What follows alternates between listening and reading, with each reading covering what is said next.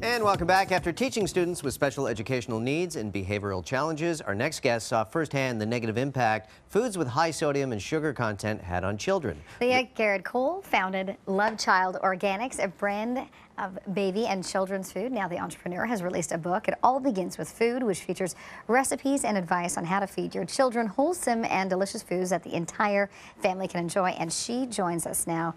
This is, oh my goodness, this is everyone's struggle every day when you want to feed your kids nutritious foods, but it's always such a battle. I know, it is a battle. You know, and once you have a baby, you suddenly realize, oh my gosh, I'm going to have to feed these little people 3 meals a day and snacks, and it's my job to make it healthy. All right. Now, you really did notice, though, that food had a real positive impact on kids when it comes to particularly their behavior? Absolutely. I used to work in a school that had all children that had been permanently expelled, actually. So I have a lot of experience with children with some behavioral difficulties. And I really found that when they were eating better, they were behaving better and they were learning a lot more. Isn't that interesting? Yeah, so sugar, we always hear about that, makes them a little too hyper, a little too energetic. It's the sugar, but it's also the preservatives and the additives, the artificial colors. None of these things are good for our kids. And I know particularly when you have babies, when you do take extra time and you do make it yourself, you feel so much better when you open the fridge or the freezer and you see what you've made in there, ready for your baby. It removes some of that mom guilt that we have way too often.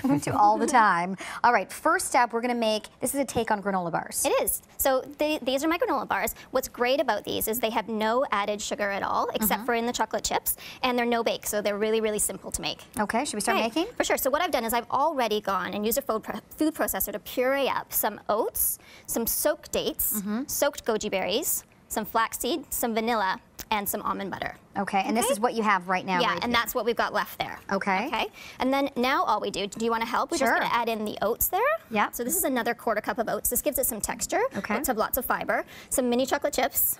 I like using mini ones because they sort of they mix in better than larger chocolate chips. Okay. And so you don't need as many. And then we have some chopped almonds. Okay. That's it. So we just mix this together, and I actually get right in there with my hands and just kind of give it a really good squeeze to get it together.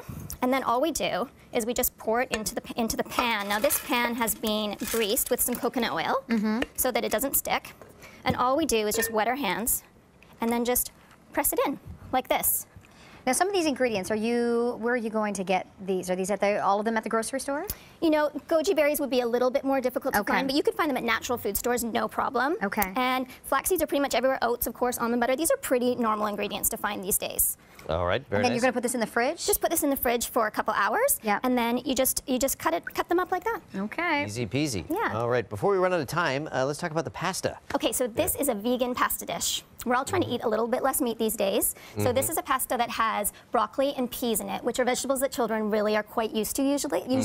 And then we also have hemp hearts, which are really high in magnesium, fiber, and they mix in really well because they're soft and they don't really notice them. Okay. And then for a cheesy flavor, we use some nutritional yeast, which is really high in B vitamins. Okay, that's interesting. Sorry, that's got a real kind of cheese. It does, flavor yeah. to If you're it? not eating cheese, try nutritional yeast and it'll give you some of that same flavor. Interesting.